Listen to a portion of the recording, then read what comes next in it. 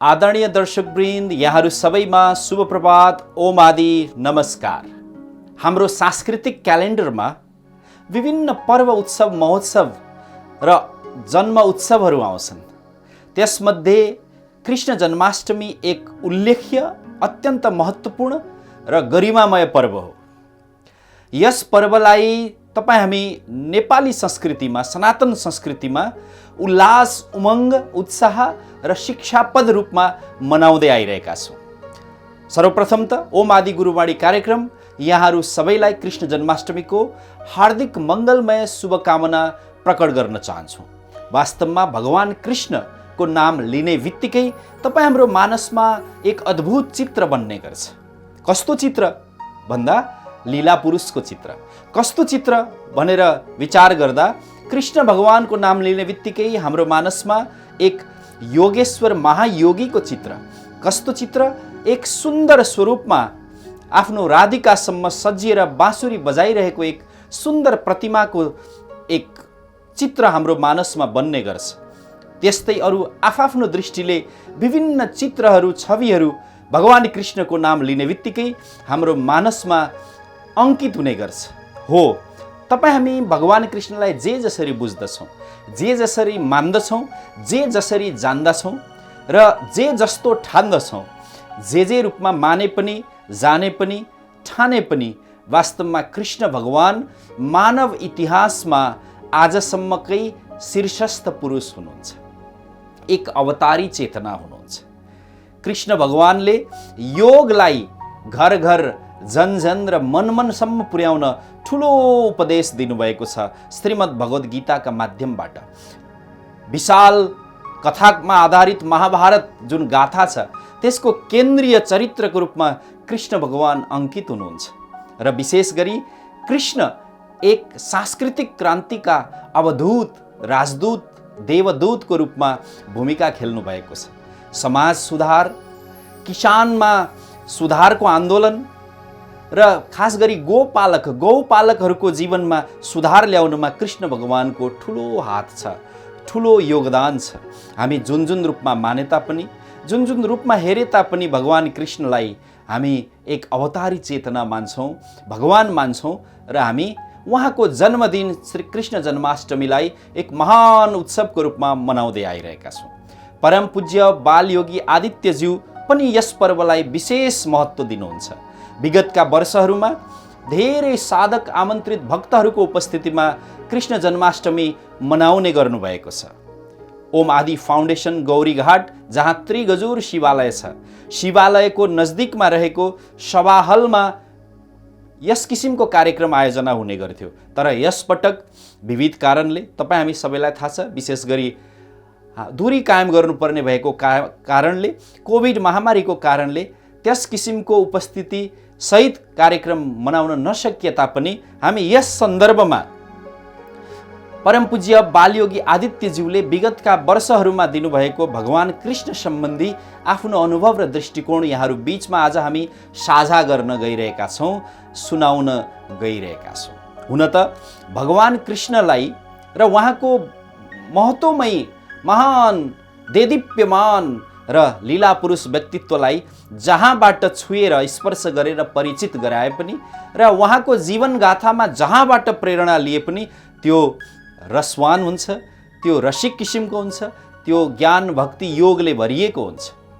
परम पूज्य बालयोगी आदित्य देवले भन्नुभएको छ, म कृष्ण बन्न चाहन्थेँ र कृष्ण बन्न चाहन्छु, तर म सकिनँ, म सक्दिनँ।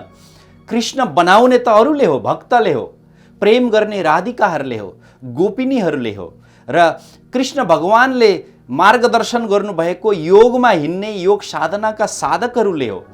मैले भनेअनुसार योग, प्रेम, भक्ति, साधना, कर्म, ज्ञानको पथमा यदि हामी हिँड्छौँ भने बल्ल हामीले आफ्ना गुरुलाई, सद्गुरुलाई कृष्णको रूपमा प्रतिष्ठित गर्न सक्छौँ। यस्तै भावहरू प्रस्तुत गर्नुभएको छ परम पूज्य गुरुदेवले विगतको एक कृष्ण जन्माष्टमीको सन्दर्भमा। मेरो ठुलो इच्छा छ कृष्ण बन्ने, म सबै बन्न सकेँ र सक्छु जस्तो लाग्छ, तर कृष्ण बन्न सकिन र सक्दिन पनि। कृष्ण जो प्रेमको संज्ञाबाट पनि चिनिनुहुन्छ। हजारौं गोपिनीलाई मायाजालमा बाँध्न सक्ने प्रेमी हुनुहुन्थ्यो, जसले बोलेका अमृत वचनलाई गीताद्वारा हामी पढ्ने र जीवनमा उतार्ने कोसिस गर्छौं। मैले न प्रेम गर्न जाने, आफ्ना वचनलाई कलमद्वारा उतार्न मात्र सकेँ, तर कसैलाई परिवर्तन गर्न सकिन। सायद म या त अति नरम या अति नै धारिला शब्द चयन गर्ने भएर हो कसैमा चेन्ज ल्याउन सकिन। व्यक्तिगत व्यवहारदेखि राजनीतिक आर्थिक विकासमा पनि मेरो कलम नचलेको होइन, तर कतै परिवर्तनको सङ्केत देख्दिन। प्रेममा म हारेको व्यक्ति हुँ।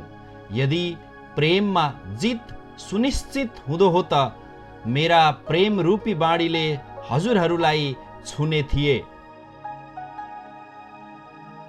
आदरणीय दर्शकवृन्द, परम पूज्य बालयोगी आदित्यज्यूको अन्तर्भावबाट निस्किएको यो अभिव्यक्ति साँच्चै नै मननीय छ। हो, उहाँ कृष्ण बन्न चाहनुहुन्छ। कृष्ण अर्थात् ज्ञानको क्रान्तिदूत, कृष्ण अर्थात् समाजमा रहेका भेदभावहरूको उन्मूलन गर्ने एक क्रान्तिदूत, कृष्ण अर्थात् फेरि नयाँ र भावी महाभारतको रणनीतिकार, कृष्ण अर्थात् कौरवहरूलाई पराजित गराउने र सत्यवादी पाण्डवहरूलाई विजय दिलाउने एक सच्चरित्रको नाम कृष्ण हो। परम पूज्य बालयोगी प्रस्तुत भनाइका माध्यमबाट के अभिव्यक्त गर्दै हुनुहुन्छ भने, म कृष्ण बन्न चाहन्छु तर म सकिन। खास गरी नारीहरूको पीडा अहिले समाजमा परिवारहरूमा धेरै छ। मेरो ठुलो इच्छा छ कृष्ण बन्ने, जसले पञ्चदेवीहरूमध्येकी द्रौपदीको अस्मिताको रक्षा गरेका थिए।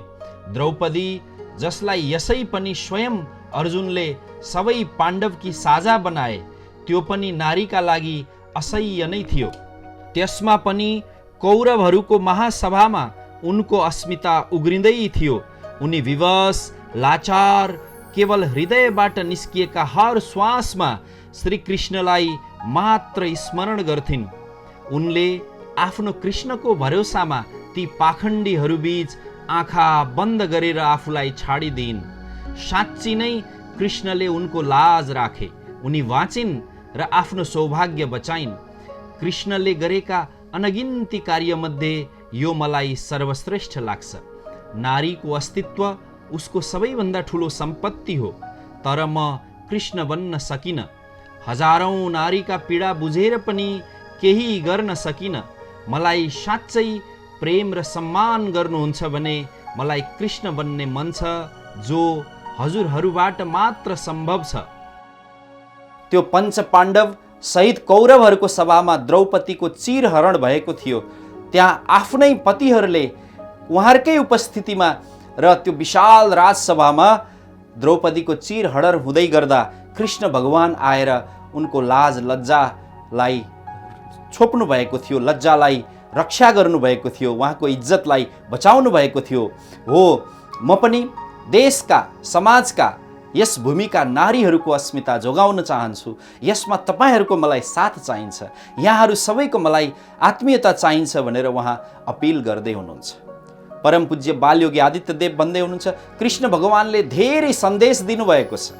श्रीमद् भगवद् गीताका माध्यमबाट, जहाँ 700 श्लोक छन्, 18 अध्याय छ, ती महान गीताका वाणीहरूबाट जनमानसको रूपान्तरणका लागि, योग पथमा, साधना पथमा, ज्ञान पथमा, भक्ति पथमा अगाडि बढ्नका लागि अनेक ज्ञान सूत्रहरू दिनुभएको छ।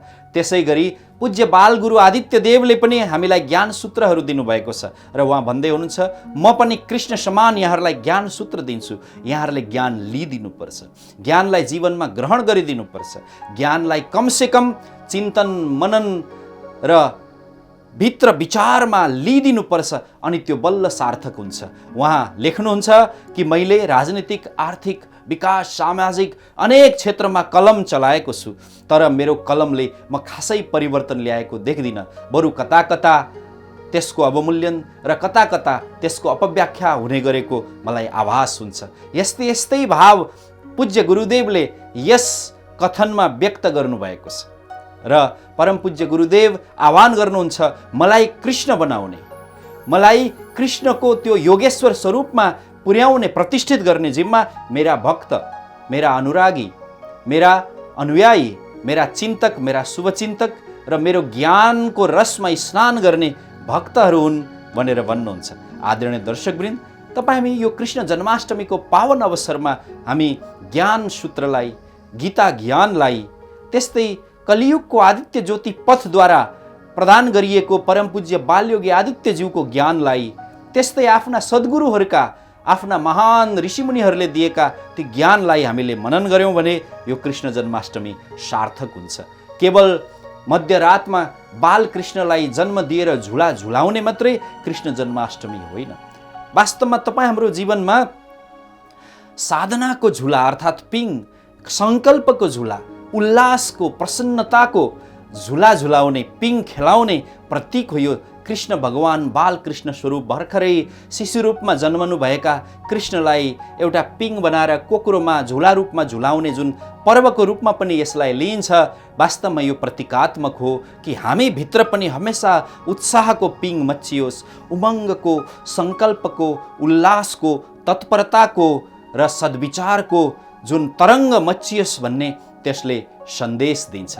र विशेष गरी यो कृष्ण जन्माष्टमी पर्व तपाईँ हामीलाई योग पथमा, योग साधनामा, योगमय जीवनमा प्रेरित गर्न आउने गर्छ। यदि तपाईँ हामीले उत्सव त मनायौँ तर उत्सवको सार सन्देशलाई ग्रहण गरेनौँ भने हाम्रा उद्देश्यहरू पूर्ण हुँदैनन् र विशेष गरी परम पूज्य बालयोगी आदित्यज्यूले आह्वान गर्न खोज्नु भएको उद्देश्य पूर्ण हुँदैन। त यस कार्यक्रमका माध्यमबाट, यी शब्दहरूका माध्यमबाट म समस्त आदरणीय दर्शकवृन्दहरूमा अनुनय गर्न चाहन्छु, तपाईँ हामी जुन कृष्ण जन्माष्टमी मनाइरहेका छौँ यो उल्लासमय होस्, ज्ञानमय होस्, योगमय होस् अनि यसले हाम्रो जीवनमा श्रीकृष्ण भगवानका ती सद्गुणहरूलाई, उनका ती लीलाहरूलाई, श्रीकृष्ण भगवानका प्रतीकात्मक जुन क्षमताहरूलाई हाम्रो जीवनमा पनि केही न केही अंशमा अवतरित गराइदियोस्। यही प्रेरणा हामीलाई यी महावाक्यहरूबाट, यी उद्गारहरूबाट प्राप्त होस् र विशेष गरी तपाईँ हामी सबै मिलेर भगवान कृष्णसँग, योगेश्वर श्रीकृष्ण भगवानसँग, बाल गोपाल बालकृष्ण हाम्रा श्रीकृष्ण देवसँग, बालचन्द्र कृष्ण देवसँग हामी आह्वान गरौँ, प्रार्थना गरौँ, उपासना गरौँ, साधना गरौँ, आराधना गरौँ र भनौँ हाम्रो जीवन पनि यहाँको जस्तै होस्। यहाँ अनेक रूपमा प्रकट हुनुहुन्छ तर समतावस्थामा, एक स्थिति प्रज्ञ अवस्थामा, न धेरै विचलित हुनुहुन्छ न धेरै उद्वेग र आवेगमा उत्तेजित हुनुहुन्छ। एक समता अवस्थाको महान योगीको प्रतीक यहाँको व्यक्तित्वले व्यक्त गर्छ। हामी पनि सफलतामा असफलतामा समतामा रहन सकौँ। हामी धेरै उत्तेजित हुने, खुसीमा फुर्किने, मात्तिने र दुःखमा आत्तिने अनि भाग्ने, कायर हुने प्रवृत्ति हामीबाट निस्किएर जाओस्। जसरी कृष्णको मार्ग दर्शाउने ज्ञान रूपी गीता आज विश्वमै परिचित छ, त्यसरी नै मैले कोरेका शब्दलाई व्यवहारमा उतार्दै जानुभयो भने म र मेरा वचन रूपी बाणी दुवै आभारी बन्ने थिए। मलाई मद्दतको खाँचो छ। मेरा हर वाणीलाई जगत कल्याणका निम्ति परिवर्तन गर्ने साधनका रूपमा प्रस्तुत गर्न हजुरहरूको सहयोगको खाँचो छ। मलाई कृष्ण बन्न सहयोग गर्न अपिल गर्दै आजलाई यति नै। पुनः अर्को महत्त्वकांक्षा बोकेका शब्द प्रस्तुत गर्नेछु जसले थोरै भए पनि सही परिवर्तनको शङ्ख बजाओस्। श्री कृष्ण भगवान एक गुरुको रूपमा पदार्पण गर्नुभएको छ, जसका शिष्य अर्जुन हुनुहुन्छ, जो सखाको रूपमा पनि हुनुहुन्छ र सद्गुरुको रूपमा पनि हुनुहुन्छ र साक्षात् परमात्मा परमेश्वरको रूपमा पनि हुनुहुन्छ र एक मार्गदर्शक रथीको रूपमा पनि हुनुहुन्छ, जसले युद्धमा रथ चलाउँछ र ज्ञानको रणभूमिमा गीता ज्ञान प्रेषण गर्छ र परिवारमा जो मामा फुपूको छोरा भित्र एउटा पारिवारिक सम्बन्धभित्र पर्छ र जब विराट रूप दर्शन गराउँछ त्यो यो समस्त भुवनका अधिपति महान परमेश्वरको झल्को दिन्छ। एउटै श्रीकृष्णभित्र यति धेरै स्वरूपहरू छन्। हाम्रो जीवनमा पनि एउटै जीवनमा यो अध्यात्मलाई, धर्मलाई, योगलाई, ज्ञानलाई साधनामा रूपान्तरण गर्ने अनेक स्वरूपहरू हाम्रो जीवनमा प्राप्त होस्। यिनै भावहरू भगवान कृष्णको चरणमा अर्पित गरौँ र विशेष गरी परम पूज्य बालयोगी आदित्यज्यूले प्रकट गर्नुभएको जुन कथन छ, म कृष्ण बन्न सकिनँ, यो पीडा, उहाँको यो जुन अन्तर्भाव छ, यसलाई हृदयदेखि नै मनन गरौँ र परम पूज्य बालयोगी आदित्यज्यू जस्ता सद्गुरुलाई एक महान कृष्णको स्वरूपमा, महान सद्गुरु योगेश्वरको स्वरूपमा हामी उहाँलाई स्थापित प्रतिष्ठापित गर्नका लागि उहाँका ज्ञानहरूलाई जीवनमा सूत्रका रूपमा अवलम्बन गर्न सकौँ। यिनै भावहरूका साथ फेरि पनि एकपटक अन्तमा यहाँहरू सबैलाई यो कृष्ण जन्माष्टमीको पावन अवसरमा हार्दिक मङ्गलमय शुभकामना अर्पण गर्दछु। यहाँहरूमा मेरो भाव आभार प्रकट गर्दछु। यिनै बाणीहरूका साथ ओम आदि गुरुवाणी आजको कार्यक्रमबाट हामी बिदा लिन्छौँ। फेरि अर्को एपिसोडमा यस्तै महत्त्वपूर्ण ज्ञान गङ्गा प्रवाहित गर्ने सङ्कल्पका साथ उपस्थित हुनेछौँ। आजलाई ओम आदि नमस्कार।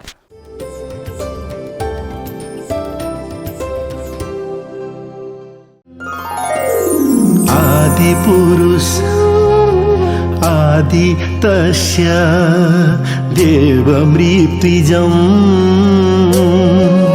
मोक्ष इष्यति परमेण समाधिना नरः संगं त्यक्त्वा भक्त्या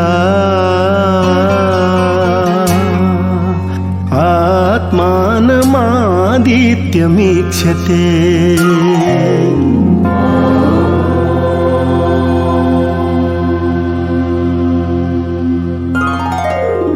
आदिपुरुष आदि तस्य देवमृत्युजं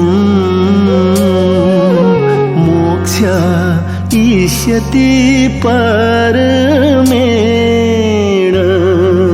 समाधिना नरः संगं त्यक्त्वा भक्त्या आत्मानमादित्यमीक्षते।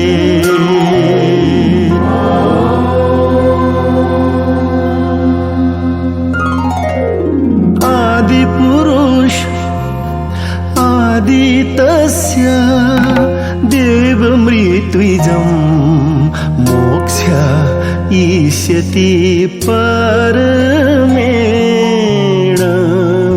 समाधिना नरः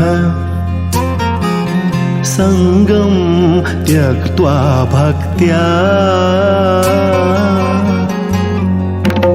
आत्मानमादित्यमीक्षते।